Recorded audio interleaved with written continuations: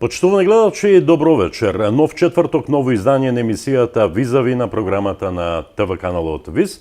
А во рамките на оваа емисија, ваш и наш вечерашен гостин е господинот Костадин Костадинов, пратеник во Собранието на Република Македонија. Господин Костадинов, добро вечер и добро дојдовте во нашава емисија. Добро вечер, Георги, благодарам на поканата. Се надам дека ќе имаме, како и секогаш, една обсежна дискусија која што ќе биде од интерес на граѓаните, ќе им биде интересно да ја слушаат. Јас исто така се надевам.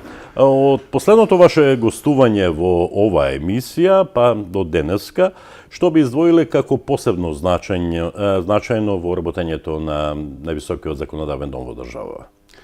Вака, од последното мое гостување, мислам дека беше пред донесувањето на граѓанскиот буџет на Република Македонија, моментот кога опозицијата го напушти собранието. Така.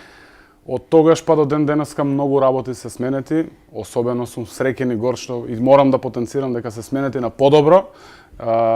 Упатуваме јасна порака кон граѓаните дека Македонија станува сериозна и стабилна држава, дека надминати се политичките кризи, особено е важно да споменам враќањето на опозицијата во парламентот. Да, имам тоа посебно прашање за тоа. Така, што е клучно за една држава. Ние не сакаме да градиме и да носиме закони без дискусија, без критики од опозицијата, затоа што тие како опозиција имаат и како битна улога во градењето на нашето општество, односно и тие како представници на граѓаните имаат одреден број на гласачи, одреден број на граѓани кои што имаат застанато зад нив и нивна обврска е да бидат во собранието и да работат во интерес на граѓаните. На сите граѓани без исклучок дали некој гласал или не гласал за нив, како опозицијска партија. Така, добро. Ете, тоа ми беше моето следно прашање, конечно, значи претеничката група на ВМРО-ДПМН заедно со своите коалициони партнери се врати во собранието на Република Македонија. Што тоа значи за највисокиот законодавен дом во државата и што тоа значи за Република Македонија? Тоа е најважно пред се за граѓаните на Република Македонија, секако и за Република Македонија, затоа што еден парламент е комплетен, еден законодавен дом е комплетен, кога сите чинители и сите негови вработени на некој начин ќе се бидат на своите работни места и ќе работат во функција на донесување на сите реформски закони и учество во сите реформски процеси кои ги има намера оваа влада да ги донесе. Донесовме многу суштински закони, особено во делот на реализација на планот 369, патем реализацијата на планот 369 на оваа влада и на секако и на пратениците од собранието резултираше позитивно со добивањето на извештајот, позитивниот извештај од Европската комисија за полноправно и безусловено почнување на преговорите за членство во Европската унија. Има ли соработка помеѓу позицијата и опозицијата во рамките на парламентот? Апсолутно. За одредени прашања се согласуваме. Морам да споменам дека како опозиција во собранието, во голем дел од реформските закони ги поддржуваат, но она што би сакал да го продискутираме е начинот на кој опозицијата се врати во собранието. Тоа ме интересира. Знаете како, до негде можеби ќе ги да пробаме да ги разбереме. Имаат тие свое членство, нивното членство им прави сериозен притисок на нив како најголема опозицијска партија и нормално требаше да најдат некој начин како нивното враќање во собранието да го оправдат, а при тоа да не си го разочарат нивното членство. Добро. За жал, начинот и постапката мислам дека беше и времето и тајмингот беше промашен, а и начинот. Како сега да кудиме нешто што не може да се куди. Не знам вие дали ја видовте интерпелацијата, каква беше содржината на самата интерпелација, но мислам дека е одраз на една, за жал, безидејност, која немаше ништо аргументирано внатре. Значи, оваа влада ништо не реализирала, немало инвестиции, немало не знам што, немало не знам како, празен лист. Добро. Буквално празен лист. Но е легитимно и го видовме резултатот од интерпелацијата. Има подпишано 41 подпис за поднесување на интерпелацијата, а во собранието гласа 40 пратеници. Така. Гласа за недоверба на владата. Така. Тоа што укажува? Тоа очигледно укажува дека и некој од нивните пратеници смета, и тоа е легитимно и тоа е демократски во собранието, да гласа по сопствено убедување или да не гласа за одредени работи, дека оваа интерпелација можеби не е во најпогоден момент и можеби е не толку адекватно и презентирана и напишана во врска, односно што се однесува до вербата на владата на Република Да, Македонија. на крајот на краиштата таа интерпелација се поднесува само 10 до 11 месеци од кога Така е. ова власт стапна на политичката сцена, нели? Така е. Недоволно време да се реализираат сите нешта кои се Прво, ние ветени не за- можеме, не смееме да заборавиме во каква ситуација ја превземавме државата. Така. Струшена до тема. Дури и премиерот во неколку ситуации истакна, не можевме дури да поверуваме дека од тоа што го очекувавме било уште полошо. Така. Но не се откажуваме, не креваме раци далеко од тоа. Ние сме посветени да изградиме едно општество за сите, да изградиме стабилна држава, која што ќе има економски раст и развој, планираме зголемување на бруто домашниот производ, но, потенцирам, мора да имаме во предвид во каква ситуација ја превземавме државата. Тоа е и во делот на финансиите, и во делот на финансиите, и во делот на економијата, и во делот на правосудството, и во делот на демократската подготвеност на државата, и во делот на слобода на говорот. И на медиумите. И на медиумите може да приметите една сериозна разлика од тогаш па до денес. Замислете пред една година.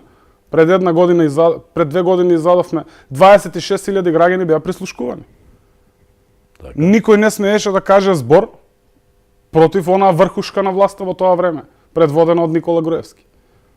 Ако кажеше збор, знаеме што се случуваше. Сега да не ги оптеретуваме и да не ги замараме граѓаните со минатото. Но слобода се случува во нашата држава. Така. Тоа е убавината на демократијата. Не критикуваат. Имаме некои луѓе кои што сметаат дека одредени работи треба да се изведат на друг начин. Или одредени работи воопшто не треба да се изведат.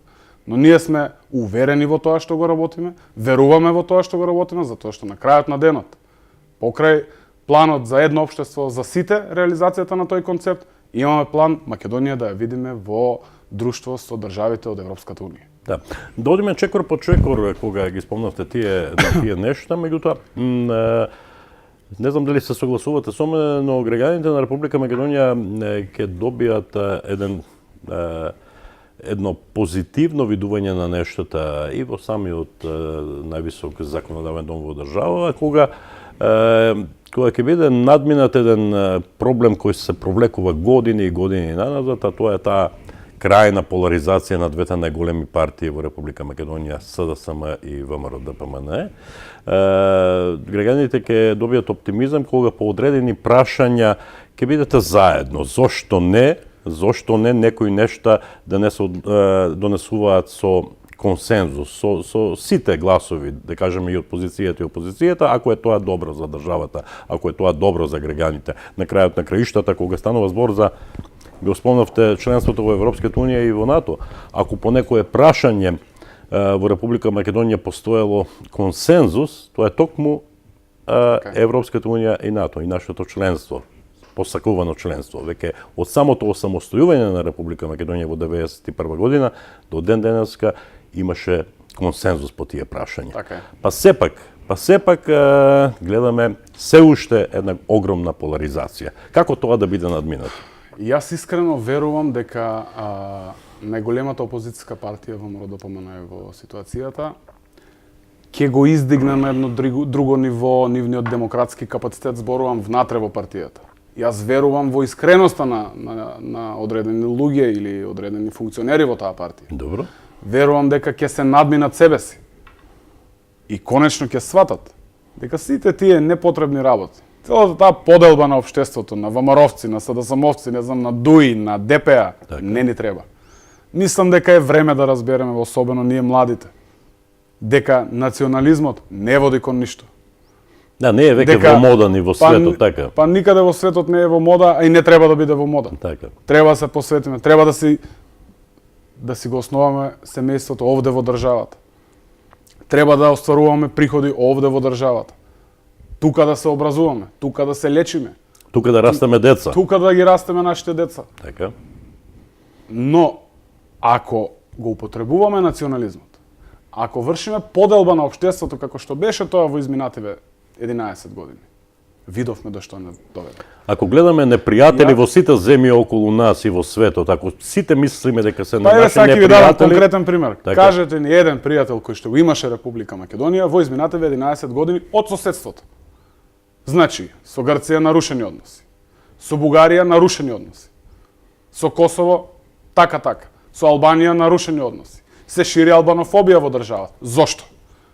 Дали вие, еве, дали некој, било кој граѓанин, виде една позитивна работа од тоа што бевме поделени и од тоа што немавме добри односи со ниту еден сосед.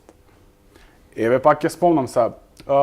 Знаете како, пробувам на некој начин да не ја напаѓам опозицијата, да не го напаѓам ВМРО-ДПМН. Но за жал, кога сакам да направам споредба, морам да спомнам она што било во минатото и она што сега се случува во државата, онолку за она време дури сме ние на власт. Така. Договорот за добрососедство со Бугарија. И ја имате осетено. Имате осетено цела таа позитивна и на економски план, и на културен план. Од повеќе аспекти е многу позитивен тој договор. Наши луѓе одат во Бугарија, граѓани на Република Бугарија доаѓаат кај нас на гости. Значи има соживот. Се почитуваме на крајот на денот, без разлика дали сме македонци, дали се бугари, дали се грци, сите сме луѓе. Сите сакаме да имаме еден добар живот. Така. Добро, ја спомнавме седницата за интерпелација на владата на Република Македонија. Помина како што помина и самите рековте за таа интерпелација гласа само 40 пратеници од опозицијата и владата остана да функционира онака како што знае и уме. На истата таа седница вие имавте едно интересно и впечатливо излагање. Кои беа вашите аргументи кои ги презентиравте пред пратениците и пред целата македонска јавност? Да, имав една дискусија на седницата за гласање на недоверба на владата. Мојата дискусија прво беше, ќе почнам поред, во однос на текстот на интерпелацијата. Така. Значи, ќе се цитирам сами од себе си. Оваа интерпелација е одраз на безидејност, за жал, од најголемата опозицијска партија. Во една прилика дури викам, може би да бев опозиционер, ќе напишев подобра интерпелација од она што го направи ВМРО-ДПМН. Зошто? Затоа што имаат сериозни внатрепартиски проблеми, притиснати се од многу страни, знаат. Дури сегашното раководство на ВМРО-ДПМН знае во каква ситуација го превзема ВМРО-ДПМН. Така. Комплетно криминогени структури, кои што мора да се расчистат, пазете, за да имаме подобро општество и за да можат и тие подобро да функционираат, а и да допринесуваат за граѓаните. Можете ли, замислете сега, ние пред една недела расправаме за недоверба на владата, после само една недела доаѓа Могерини, доаѓа Хан и ни вика, конечно ја изведовте државата на прав пат. Добивме безусловна препорака за почеток на преговорите за влез во Европската Унија. Така. Како може сега ВМРО-ДПМН велат владата не прави ништо, дури замислете не обвинуваат за заробена држава. Дали можете, пак ќе кажам, пробувам некако да го сварам цело тоа. Ајде да пробаме. ВМРО-ДПМН, Груевски, кој што воспостави режим, кој што 11 години ја здроби Република Македонија, истата таа партија кој што тој ја водеше, денес обвинува за заробена држава или дека немаме ние слобода на говор. Можете ли да го замислите тоа? Не, никако не може да се свати, нема никаква логика. Во истата таа дискусија на седницата за интерпелацијата реков, ми се ствара една слика во главата кога Адолф Хитлер би обвинувал за фашизам и би обвинувал за концентрациони логори. Не изгледа логично воопшто. Да, тука реагира малку пратениците. Не дојдеме до моментот и не заклучиме дека очигледно Адолф Хитлер заглавил во логорот кој што сам го изградил. Тоа е болно. Тоа е болно, тие се членови на таа политичка партија, но за жал, она што сме го направиле на штета на граѓаните, мора да поднесеме одговорност. Како партија. Како партија, најблагата форма на одговорност е тоа што од местата од фотелите кај што седи мнозинството се префрлија во опозицијските фотели, тоа е најблагата, И тоа е окей за оние кои што, ете, се членови на таа партија, веруваат во некаква идеологија на ВМРО ДПМН, но не направиле никаква штета. Но оние, еден добар дел, кои што директно биле вклучени во криминали, Така. тие одговорност треба да превземат, се знае како. Дали е правдата задоволена? Не е. Правдата ќе биде задоволена кога она врхушка, која што растури државата до темел, ќе се најде за решетки. Колку и да звучи болно, но вистината е таа. Граѓаните не пратат и не следат. Рековме дека ќе ја вратиме правната држава. Точно знаат граѓаните што значи враќање на правото и враќање на правната држава. Нашата парола беше нема правда, нема мир. Дори нема правда, нема да има мир. Така. Ние сме посетени, но за жал не сакаме да се мешаме во она што значи судска власт. Оставаме на институциите, на тие органи, на соодветните институции. И тука е тоа Да незадоволство ги кај разгледаат граѓаните обвиненијата. дека нештата еве во тие реформи во правосудството нештата одат бавно. Ѓорги, знаете како? Ние баравме поддршка од граѓаните. Но при тоа, цело време, во ниту еден момент не кажавме дека ние ќе го узурпираме судството. Така. Тоа е, реформите во правосудството се сериозен процес и долг процес.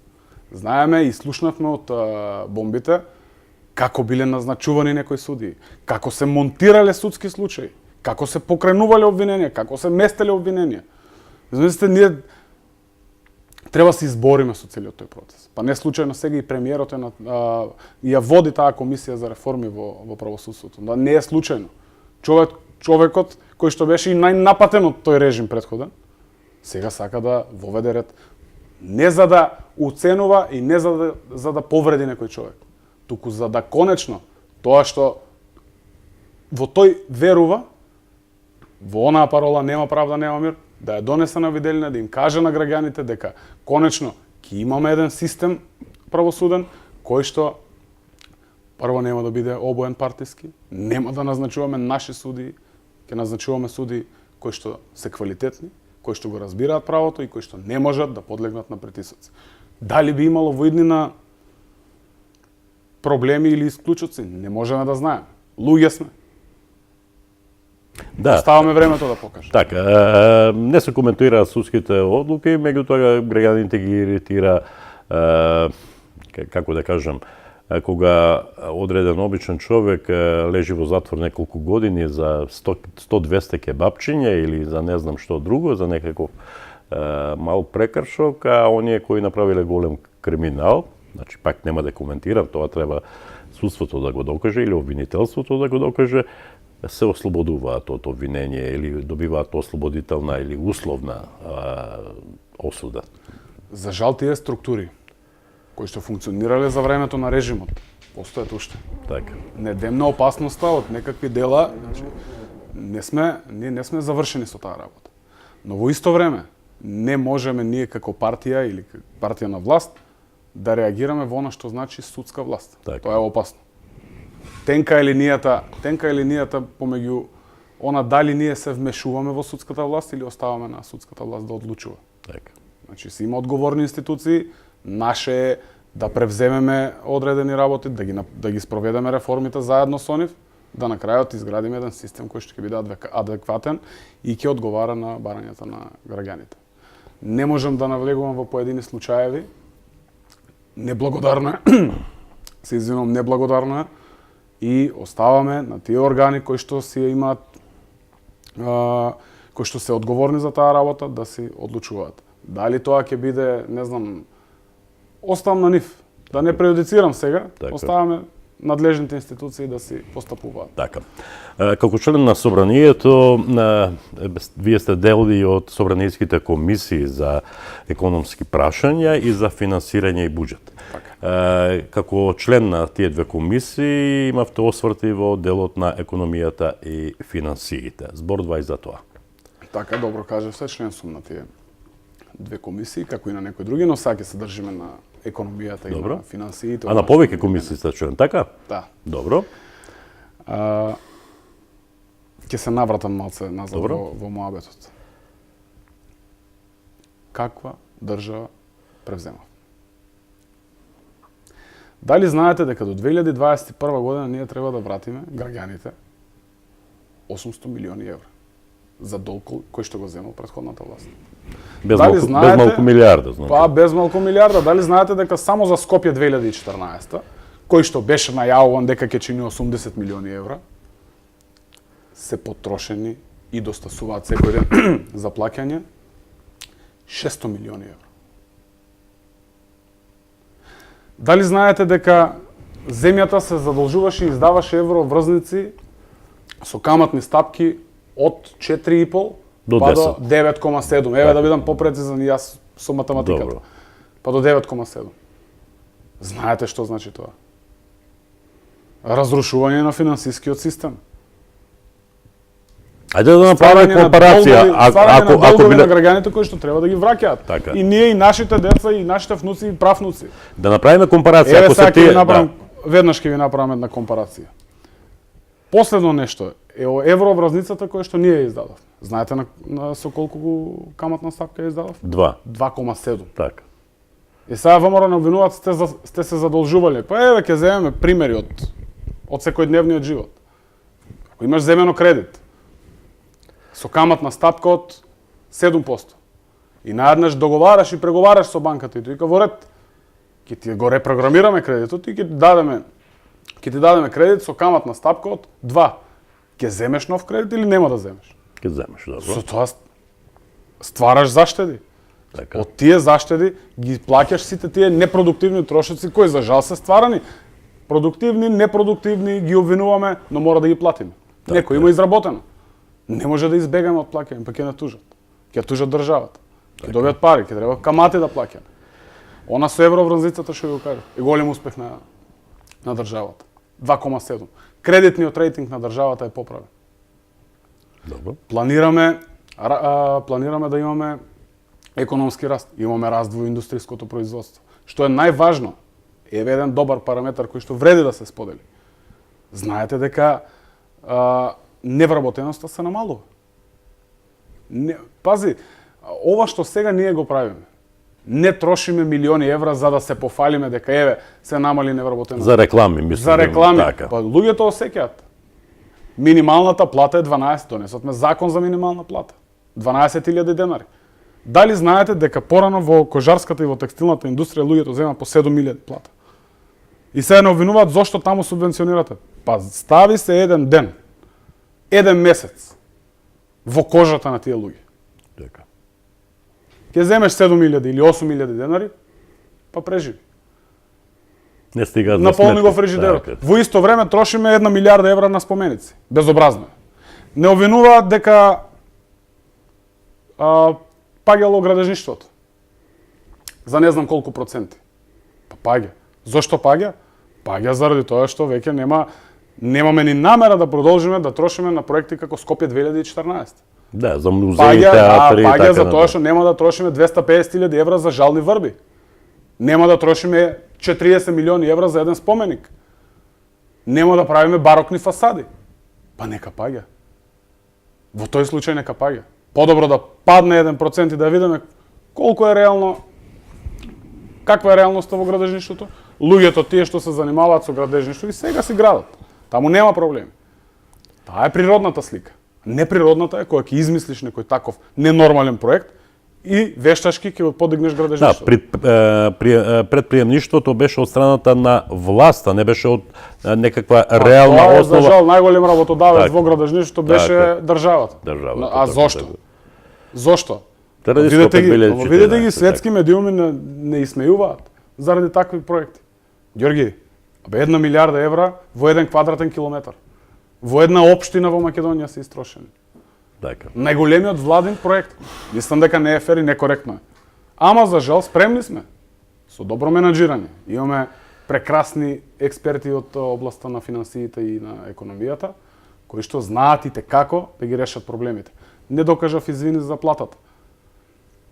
Да, тенденција, Просечната ги плата- спомнавте 12.000 денари за минимална плата, тенденцијата тоа ја покренува целата спирала. според ветувањата на премиерот, таа треба еден ден да стаса и до 30.000 до крајот просечната до крајот на Просечната мандатот. плата, ние во предизборната кампања рековме дека ќе биде 30.000 денари или 500 евра до крајот на мандатот. Така. Знаете за 10 месеци работење колку е просечната плата во државата? 24.000.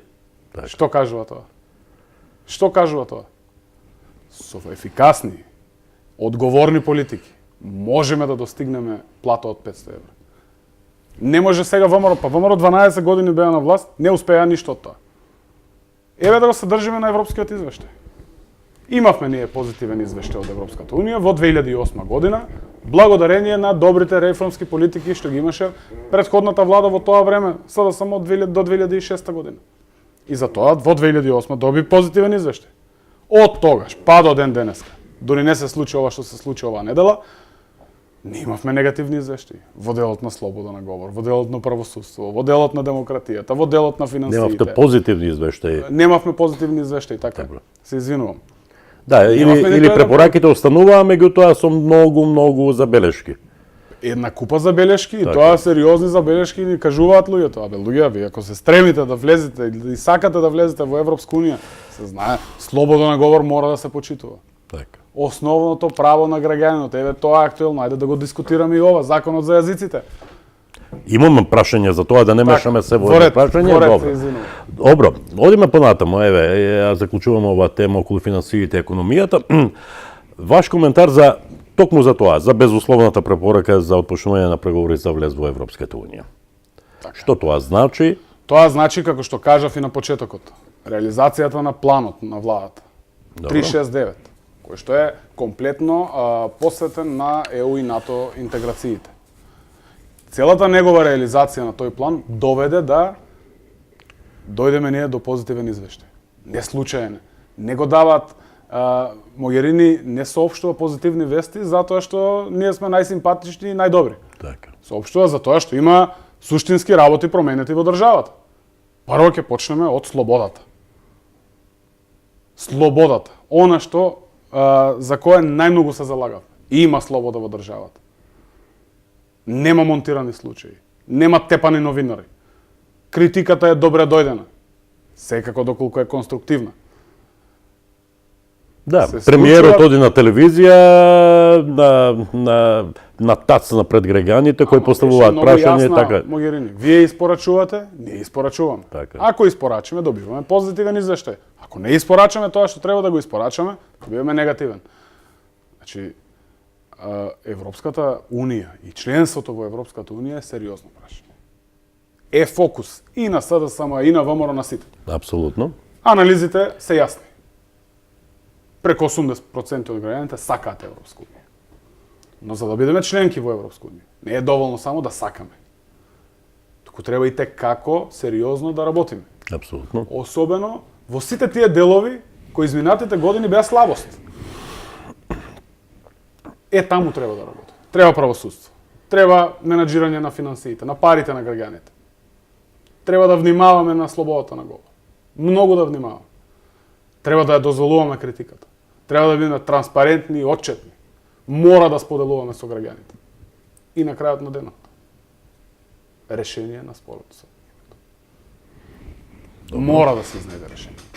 Ќе зборуваме, се надам, и за... Така. Пред да зборуваме за спорот со името, голема бура предизвика законот за употребата на јазиците. Што значи овој закон и кои би биле вашите контрааргументи на обвинувањата и од опозицијата и од оние кои се против овој закон? Безмислени се обвинувањата. Сега правиме мовет за истиот тој закон, кој што во 2008 година ВМРО го изгласа. И кој што слушаме, еве отворено Артан Груби, пратеникот од ДУИ, излегува и вика, па и ВМРО се согласи за овој закон во преговорите за влада. Пречка беше специјалното јавно обвинителство. Независно. Треба да го поддржуваат. Макар тоа било и притаено. Но не треба да обвинуваат. Не треба да шират национализам, албанофобија, не ни е потребна. Така. Зошто го шириме? Со овој закон не наштетуваме никому. Не губи ништо македонецот и македонскиот јазик. Добиваат албанците, добиваат граѓаните на Република Македонија. Го добиваат основното човеково право да си го користат јазикот. Кога ќе одат на суд, ако побарат на албански, да им се врати на албански. На крајот на краишта Нема двојазичност, нема, значи Така. тоа се сериозни обвинувања, тоа е сериозно подгревање на национализмот. Тоа доколку ние како политичка партија пред се не бевме доволно спремни во однос на демократскиот капацитет и доколку постоеше грам национализам од наша страна, оваа работа немаше толку да заврши лесно. Така. За жал. Но покажавме една друга страна. Ја покажавме убавата страна на европските вредности кои што една партија ги има. Сослушување, да наведнеме глава дури кога не обвинуваат, да аргументираме зошто не се во право, да аргументираме зошто е добар законот за јазици, да аргументираме дека никој не е оштетен, напротив, даваме право на една група на граѓани, а при тоа не губиме ништо од нашите права. Е сега добро или лошо е? Да навлегуваме или да не навлегуваме во тоа? Така. Не обвинуваат, окей, нека не обвинуваат. Зошто не обвинуваат? Кој не обвинува? Една структура од една политичка партија. Двојазичност. Нема двојазичност. Јас го охрабрувам Ѓорги Иванов, председател. Да, очекувате ли дека конечно ќе биде потпишано? Знаете како? Јас очекувам. Очекувам да се појави... Оно што вие сте го изгласале. Таков е редот, нели? Така е. Знаете како, уште нешто само сакам да не испуштам, а е важно да го кажам. Дел од ВМРО не викат, ова го гласавте заради коалицијата. Не. Секој еден од пратениците на Социјалдемократскиот сојуз и на коалицијата гласаше по сопствено убедување. Гласав, лично ќе се земе себе си за пример. Гласав за тоа што длабоко верувам во градењето и во реализацијата на концептот едно општество за сите. Така. Гласав за тоа што длабоко верувам дека моите другари албанци го заслужуваат тоа право. Но и моите браќа роми, но и моите браќа турци и бошници кои што живеат во Република Македонија. Така. Срби, турци и така. Имаат право. Добро. Затоа гласав. Добро. Очекувате дека тоа ќе биде потпишано. Како и да е, одиме понатаму со она што го начнавме малку. А тоа е долгогодишниот проблем со името на Република Македонија, што го има нашиот јужен сосед. Се чини дека, не се чини дека, тоа е факт дека се интензивираат тие преговори за решавање на тој проблем. Никогаш Грција и Македонија не биле поблиску до решение. Такви информации добиваме секојдневно и останува да видиме што ќе се случи. Но она што мора да го знаеме сите е дека не смееме да заборавиме дека проблемот е стар 2,5 децении. Дека во тие 2,5 децении постоеле луѓе кои биле преговарачи од страна на Македонија и од страна на Република Грција.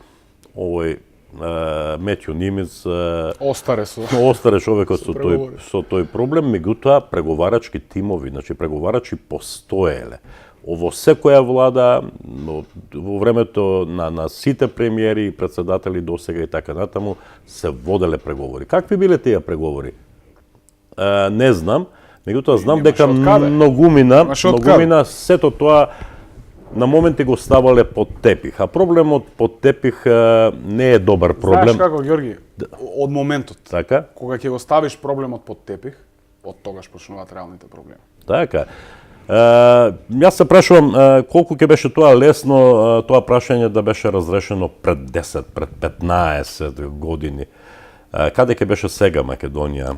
Како веќе можеби членка на Европската унија, сигурно како членка во НАТО и така натаму. Оние кои бараат моја размислување, јас нека ми простат и гледачите, простете ми ние што јас истакнувам своје мислење, но мора да се знае дека оние кои мислат дека треба сега во овој момент да се прекинат преговорите, чинам дека не и прават услуга на Република Македонија. Зошто тие преговори кога веќе постоеле, велам, 2,5 децении не се прекинале пред 15, пред 10 години? Зошто тогаш не барале прекине на преговорите? Многу добро прашање. Туку сега. Многу добро прашање. Тоа е клучно прашање. Се надам, да, клучно прашање, се надам дека дам соодветен одговор. Добро кажавте дека овој проблем се решава и се преговара и се изнаоѓа некакво решение. Како е, ќе останува да видиме. Еве, вие сте повозрасен од мене. Апсолутно. Дали некој во изминативе години, премиер или министер, кој што се занимавал по однос на ова прашање, излегол јасно и гласно, како што тоа го направи Зоран Заев, да каже: јас сакам решение за името. Тоа е транспарентно. Јас сакам да го решам спорот со Грција. Јас во Грција не гледам непријател, туку гледам партнер. Според мене тоа е фер. Фер однос на еден премиер кон граѓаните. Такво доближување Така? до решение, до конечно решение во однос на едно такво тешко прашање за двете држави. Пазете, не е само тешко прашање за нас, тешко прашање и за грците, да се разбереме. Така? Немало никогаш такво доближување. Треба да го искористиме и да го зграпчиме моментот. При тоа, внимавајки, во тоа верувам, затоа што разговарам и со министерот и со премиерот, На националните државните интереси, на идентитетот, апсолутно. она што боли, го внимаваме. Така. Она што граѓаните имаат прашалници во главата, нека остават. Ги замолувам, еве и од овде, граѓаните малку да имаат трпение. Затоа што на крајот на денот нема да си го дозволиме тој луксус да ние одлучуваме. Ние во моментот, така е, ние во моментот бараме нешто што ќе биде прифатливо за двете страни.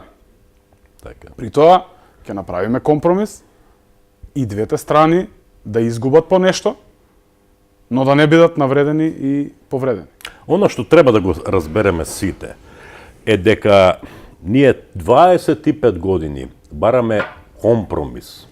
Колку тој проблем што го имаат грците, ама за волја на вистината го имаме и ние, бидејќи тој проблем не спречува да одиме понатаму во нашиот развој кон Европската унија и НАТО, мора да знаеме дека компромис е одстапка. Така. Ако вие сте преговарачот од Република Грција, а јас сум преговарачот од Република Македонија, тогаш мора да бидеме свесни и јас и вие дека компромисот е тука некаде на средината. Не може да биде ниту моето барање, ниту вашето барање. Во спротивно немаше да има проблем со решението. Ова треба да го знаеме сите. Колку да е тој проблем нефер, наметнат, не знам каков, сепак е проблем. Ѓорги, И тоа голем проблем. вака се. Наискрено ќе ти кажам. Проблем со името. Зошто не го отвориме? Зошто граѓаните сакаат решение. Така. Значи и анализите и тоа го покажуваат. Зошто до сега не беше воопшто отворено? Како може сега да има доближување? Јас ќе ви кажам зошто. Како сега грците умекнуваат во ставовите. Знаеш зошто умекнуваат? Затоа што покажавме добра волја од наша страна со променување на името на аеродромот, со промена на името на автопатот. Чуму ни беше име на автопатот Александар Велики. Зошто ни беше? Да. Да, кога тоа? Зошто ни беше име на аеродромот Александар Велики? Зошто провокации непотребни? Дали имаше нешто страшно? Осети нешто негативно ти од промената на името на автопатот и на аеродромот? Почувствува како човек? Не. Па нормално дека нема да почувствуваш. Но кој е резултатот кој што го постигнавме со тоа?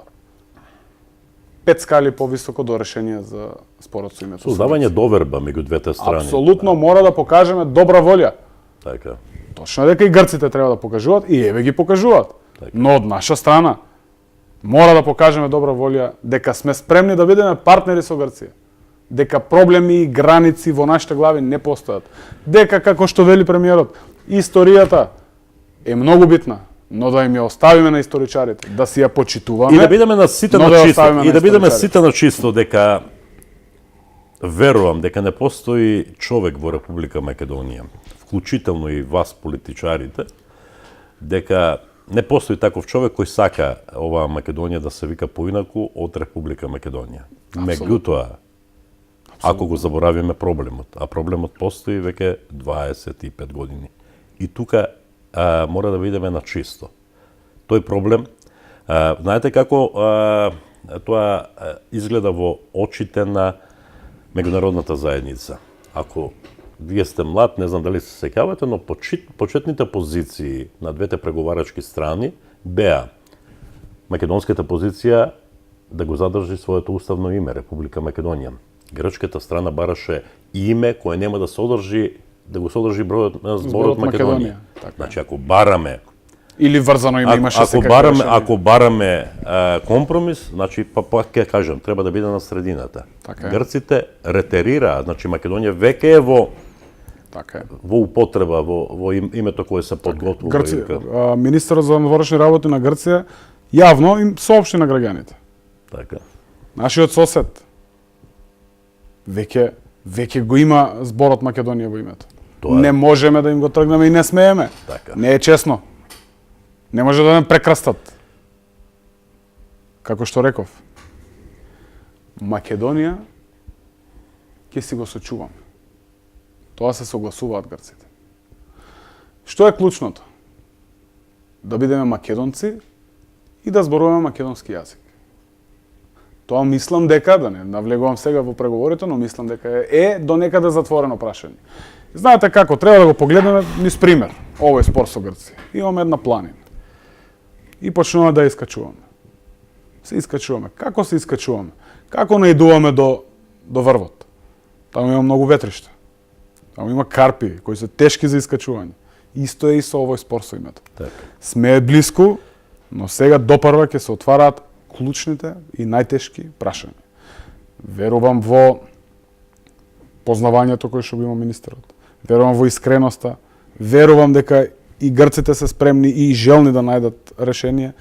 И верувам дека на крајот на денот, она што ќе ни го презентираат на граѓаните, ќе биде соодветно. Но да оставиме времето да покаже, затоа што овој процес е сериозен. Убаво е граѓаните да знаат, убаво е да има транспарентност во целиот процес и како се одвива, но во одреден момент некои работи треба да ги оставиме малци на времето. Така е. Добро. Мораме да привршуваме, господине Костадинов, членство на Централниот одбор на Социјалдемократскиот сојуз на Македонија, значи свртуваме една нова страница за да ја заокружиме оваа емисија. Како функционира партијата, ме интересира, и што велите за оние сознања кои не ви се страни? Претпоставувам дека дел од членството на СДСМ не е задоволно од политиките што ги води партијата на власт. Ѓорги, за ова не можам да се согласам со тебе дека не е задоволно членството. Дел од членството. Дел од членството, да. СДСМ морам да потенцирам. Е посилно од било кога. Посилно од било кога. Ние имаме наплив на луѓе во партијата. Го шириме кругот. При тоа, како партија, која што рековме и ветивме, нема да има реваншизам. Во тоа искрено и црсто верувам. Реваншизам нема да има. Може би одреден дел, да пробам да го разберам твојата констатација дека дел се налутени. Може би има дел во однос на вработување. Може би има дел кој што ги боли она што ги прави, што го правеше ВМРО порано, па сега зошто ние не го правиме? Не го правиме затоа што ние сме многу поразлични од ВМРО ДПМН. Така. Диаметрално различни сме. Комплетна спротивност. Кај нив имаше реваншизам, кај нас не постои. Воопшто не се употребува на состаноците зборот реваншизам. Во нашите глави не постои ни еден грам потреба да почувствувам да му напакостам на некој член на ВМРО или функционер што бил на ВМРО. Ние се држиме на тоа. Ако некој правил криминал, ако се огрешил пред законот, да се одговара пред законот. Да излезе пред судот на правдата, да се одговара. При тоа, некој што е чист, кој што се посветил на граѓаните, кој што работи во име на граѓаните, зошто да му се реваншира на него? Нема потреба. СДСМ е сериозна партија, да, до пред некое време на предлог на председателот на партијата господин Зоран Заев станав и член на Централниот одбор. Како млад човек, тоа значи за вас голема чест, претпоставам. Па, дел од највисокото раководство на Социјалдемократскиот сојуз представува и текако голема чест и во исто време огромна одговорност. Најголема одговорност и како пратеник, и како член на Централниот одбор на СДСМ, ќе имам пред моите струмичани. Секогаш ќе бидам транспарентен, ќе отвараме прашања и ќе ги презентираме и ќе одговарам на прашањата кои ќе ми ги поставуваат, онолку доколку можам и доколку знам, и ќе работам во нивни интерес секако. И само за крај, бидејќи го спомнавте интересот на струмичани, вие од струмичани сте избрани таму кај што сте. И секогаш ќе биде. Во изборната единица број 4. Колку Костадин Костадинов е отворен кон граѓаните на Струмица? Колку често имате средби со нив? Имате ли канцеларија и планирате ли да отворите? Сега во моментот се работи на случајот да избереме буџетскиот совет во Собранието на Република Македонија. Треба да се состане за да конечно ги отвори канцелариите и да обезбеди асистенти и техничка опрема која што им треба на тие канцеларии. Но тоа не е пречка вие Но тоа апсолутно не е пречка и јас секогаш кажувам, мене канцеларија не ми треба. Мојата канцеларија е цела Струмица. Така. Јас излегувам по улиците, одам на пазар.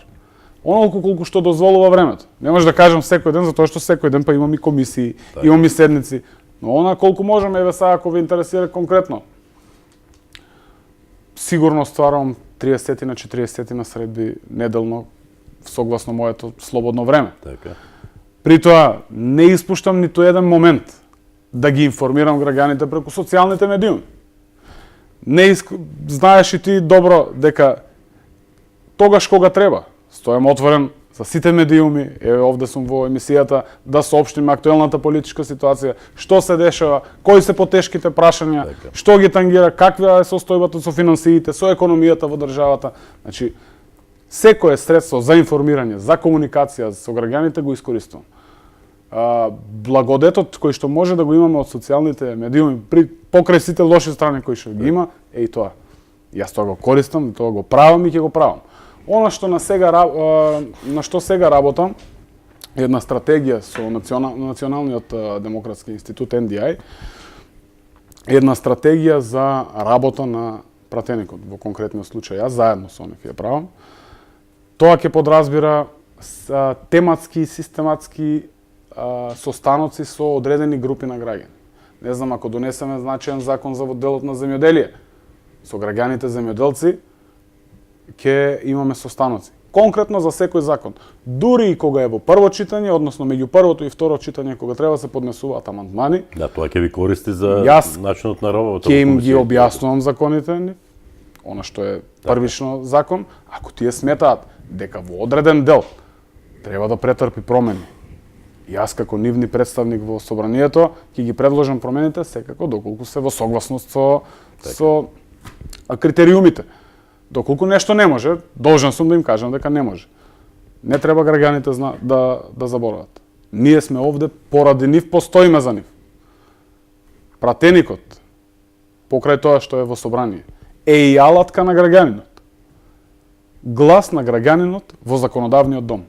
Стојам за нив, мене цела Струмица ми го знае телефонскиот број, комуницирам со голем број на граѓани, не треба да заборават дека треба да ме искористуваат, особено и во делот на промена, дополнување на некој закон, споделување на информации, стојам отворен. Ако ќе биде отворена канцеларијата, тоа ќе биде уште подобро, нели? Сигурно.